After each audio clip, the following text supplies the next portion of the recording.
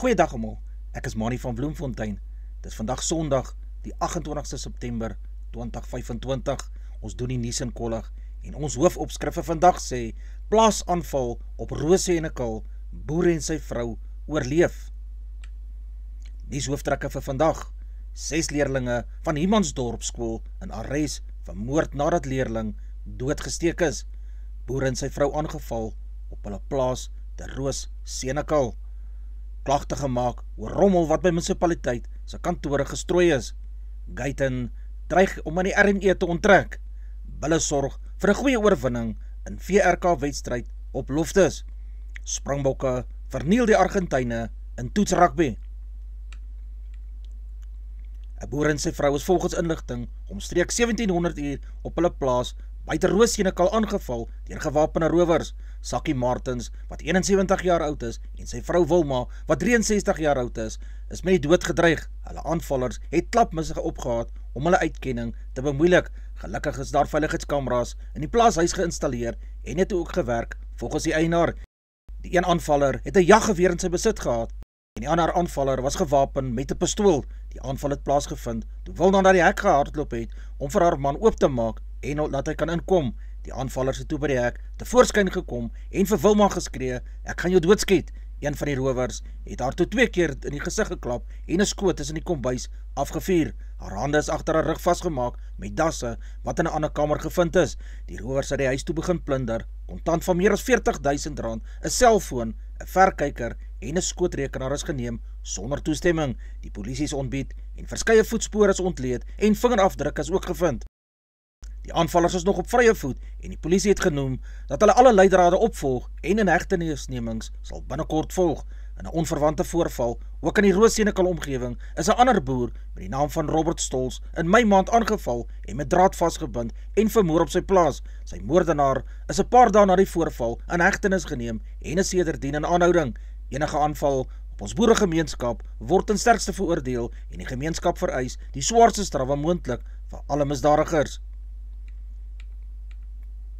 Humansdorp was die afgelope week in die kollig omdat 6 leerlinge van die Humansdorp Senior Secondary School deur die polisie in hegtenis geneem is na 'n medeleerling glo doodgesteek is. Die persoon wat gesterf het was 18 jaar oud en in sy finale jaar op die skool gewees. Volgens inligting was daar 'n rusie wat ontstaan het tussen die matrikulant en die ander 6 leerlinge. 'n Mes is uitgepluk en die matrikulant is noodlottig gewond ongeveer 8 uur tydens die skoologgendure. Blykbaar was die rusie as gevolg van bendebedrywighede wat al die kinders daarmee betrokke was. Die aanvallers is tussen 16 en 18 jaar oud en het na die aanval op die leerling uit die skool pad gegee, maar is op pad na Oesterbaai deur die polisie vasgetrek na inligting vinnig deurgegee is en ook opgevolg is. Ondervraging is deur die beamptes van die polisie gedoen en hulle sedertdien in hegtenis geneem. Die leerlinge onder 18 jaar sal in 'n kinderhof verskyn en die van 18 jaar sal in 'n gewone landdroshof verskyn op 'n aanklag van moord. Mediese personeel is vinnig deur die skool ontbied, maar die seun is op die toneel doodverklaar. 'n Nadoodse ondersoek sal gedoen word om wel presies die oorsaak van die matriekseun se dood te bevestig. Die skool is kort na die voorval verdaag en die ouers en die ander kinders is ingelig oor die treurige voorval wat daar plaasgevind het. Beraders sal deur die departement na die skool gestuur word vir ondersteuning aan die ander leerlinge in hierdie skool. Die Oos-Kaapse Onderwysdepartement noem dat die situasie noukeurig dopgehou word sodat sulke elemente deur die skool waargeneem kan word en dan dienooreenkomstig opgetree sal word. Enige iemand met inligting kan die polisie se stopmisdaadnommer by 08600 10111 skakel. Daar is intussen bevestig dat 2 van die leerlinge wat betrokke was in hierdie voorval op borgtog vrygelaat is. Die Asokwa munisipaliteit gaan 'n strafregtelike klag by die polisie aanhangig maak nadat 10 sakke rommel waarskynlik onwettig voor die munisipale kantore in Riversdal gestort is. In die stadium is dit onbekend wie presies die sakke daar gelos het of wat die motief vir hierdie optrede is. Mense skryf onder meer op Facebook: "Dis 'n raaisel omdat dit lyk of die sakke doelbewus voor die munisipaliteit gelos is en dit blyk sakke te wees wat vir herwinning gebruik word." Die ander meen dit kan ook vullis wees wat uit dromme geneem is en voor die munisipaliteit gestrooi is. Volgens Beatrix word die onwettige vullisstorting ten sterkste veroordeel. Sy sê die munisipaliteit ondersoek hierdie voorval tans intern, waarna 'n saak by die polisie in Riversdal aanhangig gemaak sal word.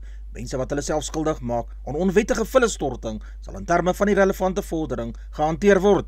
Die verordening bepaal onder meer dat oortreders vervolg kan word en die munisipaliteit koste van die verantwoordelike persoon kan verhaal. Al dreig Gayton McKenzie, PA-leier, om sy party in die regering van nasionale eenheid die RNE te onttrek, meen kenners die toekoms van die pakt is steeds veilig. McKenzie sal waarskynlik dan sy pos as minister van sport, kuns en kultuur moet prysgee. McKenzie het Woensdag in Oudtshoorn aan die ENCA gesê, hulle gaan hulle self aan die koalisie-ooreenkomste met die ANC onttrek, asook aan die RNE. Ons oorweeg dit nie, ons gaan aan koalisies onttrek, het hy gesê. Onmiddellik daarna gaan ons die proses begin om die RNE te onttrek, het hy ook genoem. Ons wil gerespekteer word, het hy gesê.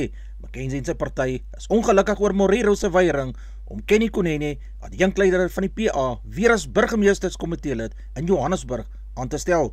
Die PA het sy heraanstelling geëis nadat 'n onafhanklike ondersoek gevind het dat Kunene se weergawe van hoekom hy in die huis van die sakeman Katiso KT Molefe was, die dag weens sy moord in hegtenis geneem is, geen teenstrydighede bevat het nie. 'n Nuwe ondersoekspan, die keer van buite die distrik waarin die JS Kenyana Senior Secondary School val, is na die skool gestuur om beweringe van seksuele teistering van skoolmeisies te gaan ondersoek. Sifiwe Garube het van dese week in 'n verklaring benadruk dat die aanmelding van seksuele oortredings in skole 'n wetlike vereiste is. Ons sal nie toelaat dat mense kinders van hulle reg op veilige skoolonderrig onderneem, het sy gesê. Enigeen wat sy of haar vertrouensposisie misbruik, sal met die volle mag van die reg te doen kry, het sy gesê. Die koerant het berig, die onderwysers wat 3 skoolbeheerliggaam aanstellings is, word betrek by beweringe van seksuele verhoudings met leerlinge en dat van die leerlinge wel swanger geraak het na die geval.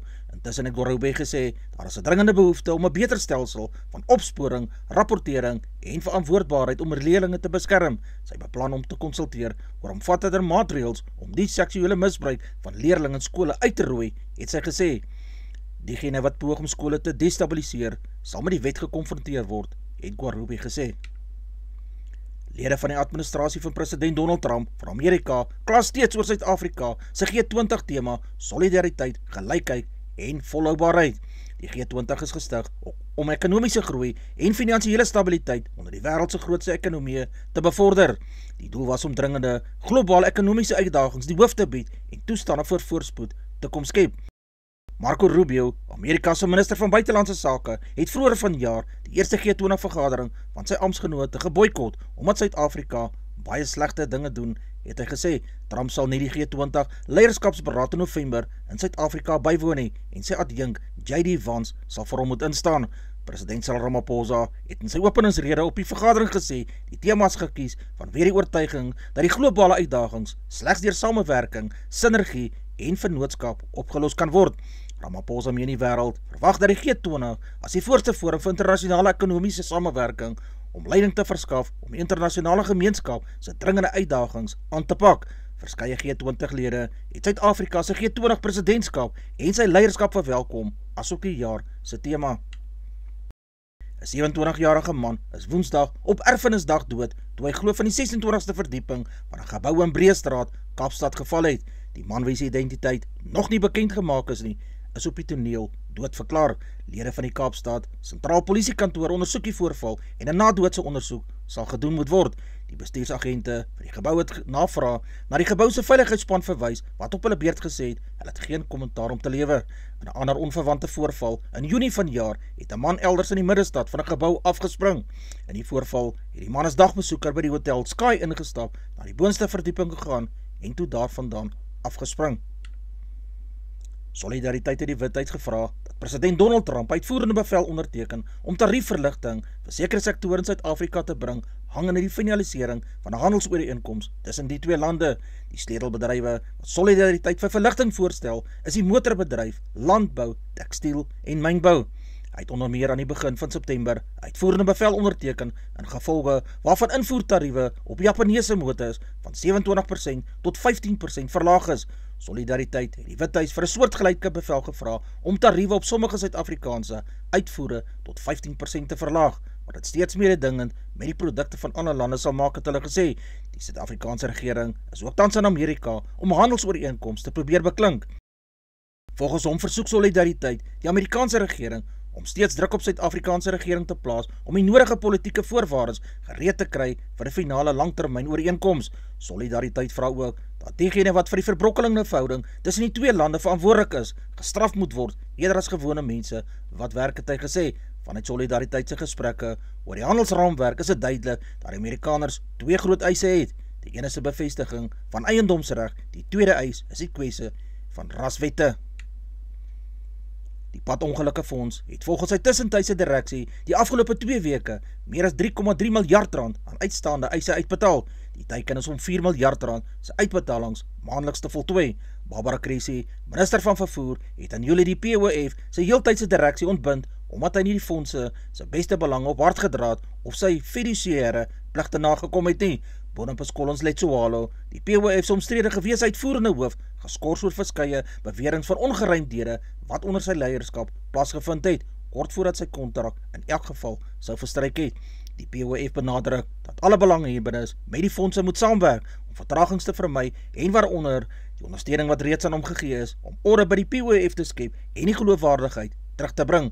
Ons is deeglik bewus van die emosionele en finansiële stremming wat dit op die eisers en hulle familie geplaas het. Ons herbevestig ons verbintenis tot die spoedige oplossings van alle kwessies, het sy gesê. Chad Leclos, wat 33 jaar oud is, en die 18-jarige Jessica Simpson het albei 2 goue medaljes verower. Leclos het die 100 meter vryslag in 47.55 sekondes en die 50 meter vlinderslag met 22.79 sekondes gewen, terwyl Thompson in die vroue se kompetisie dieselfde 2 nommers gewen het. Haar wentyd in die 100 meter vryslag was 54 sekondes .29 en die 50 meter vlinderslag 25.66 sekondes. Thompson het agterna erken dat sy graag die nasionale rekord in die 50 meter vlinderslag, wat reeds die afgelope 7 jaar agter Tyler Lovemore se naam sou staan, wou oortref het. Leclos was ook tevrede met sy vertoning nadat hy eers die afgelope 6 weke behoorlik begin oefen het. Hy het 'n las van 'n rugbesering gehad. Leclos het ook gesê dit was verblydend om die jong talent in Pietermaritzburg raak te sien. Die 18-jarige Ty Pearson op 23.64 sekondes was tweede in die 50 meter vlinderslag en die 15-jarige Eddie Kotze 23.79 in die derde posisie. Lara van die Kerk het die 100 meter borsslag in 'n tyd van 1 minuut 5 sekondes gewen. Sy was later ook tweede in die 100 meter wisselslag, 'n item waarin sy net vir die pret deelgeneem het.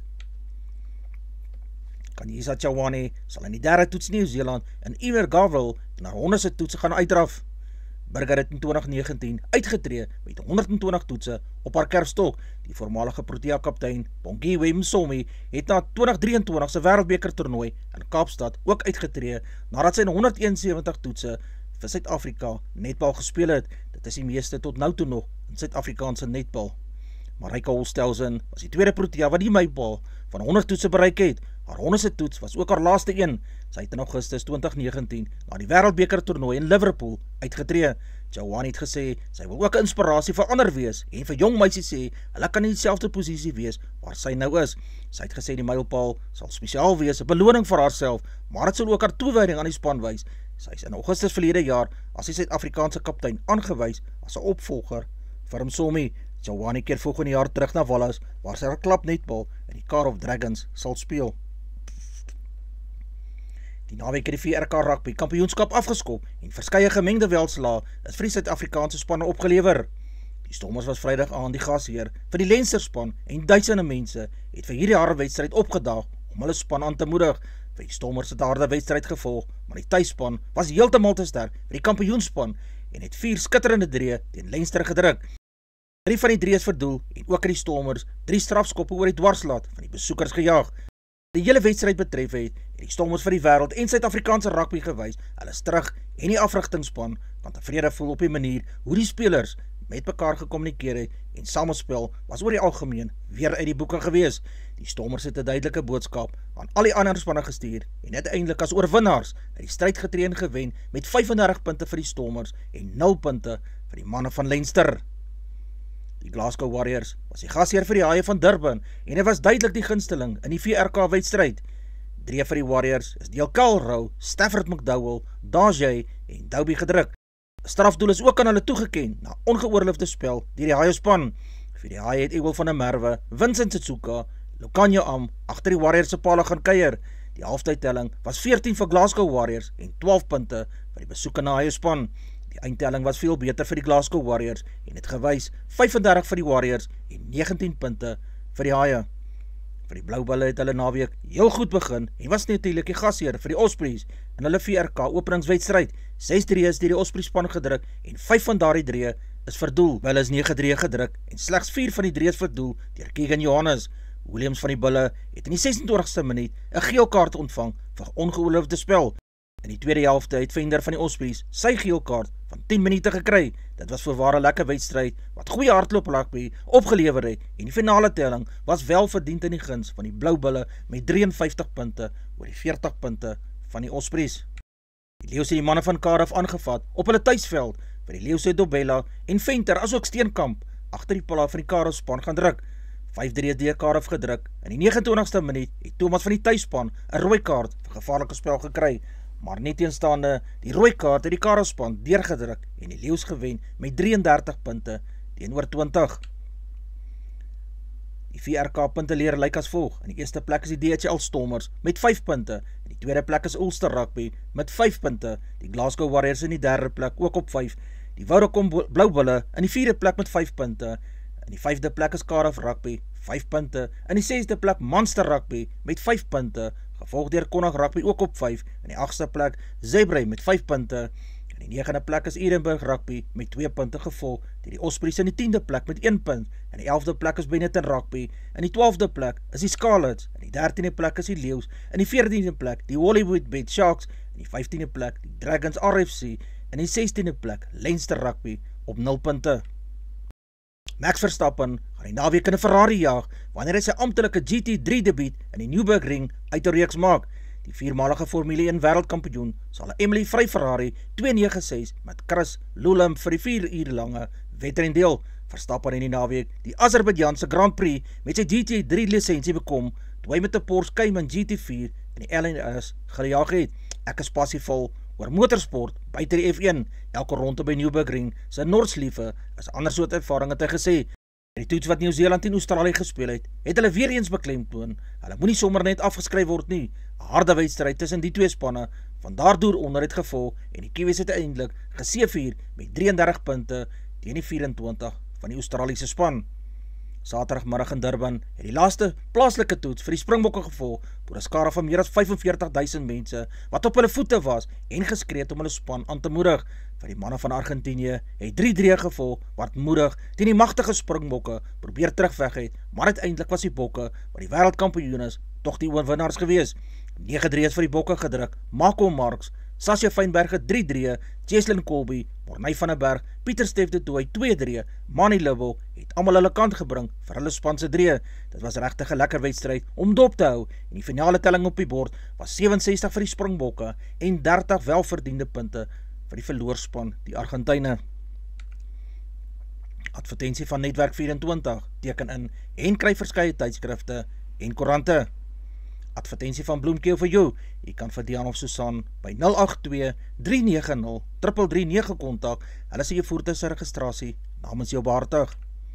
Ons weerberig vir die streek lyk so: Messina 1735, Polokwane 1530, Lephalale 1634, Mbombela 1533, Maikeng 1631, Pretoria 1631, Johannesburg 1527, Ermelo 1326, Galagadi 1527, Gaborone 1934, Richards Bay 1829, Pietermaritzburg 1427, Durban 1628, Port St Johns 1523, Pongola 1634, Maputo 1733, Bethlehem 1022, Bloemfontein 1227, Allewal Noord 1125, Welkom 1328, Vryburg 1431, Kimberley 1331, Appington 1627, Prieska 1526, Springbok 1022, Karasburg 1225, Keetmanshoop 1324, Mariental 1426,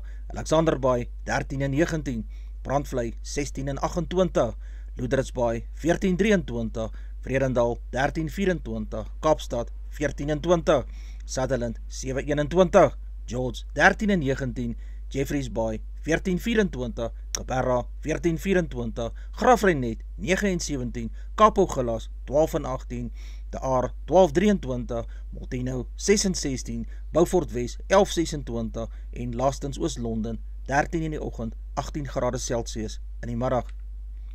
Die markte van die dag lyk so: die rand verhandel teen die dollar teen R17.32, 'n Australiese dollar kos R11.32, die euro kos R20.26, die pond verhandel teen R23.21, die yen kos 12 sent, die prys van silwer is $46, 7 Amerikaanse sent, platinum se prys is $1,588, palladium kos $1,282, goud se prys is $3,768 per fyn ons.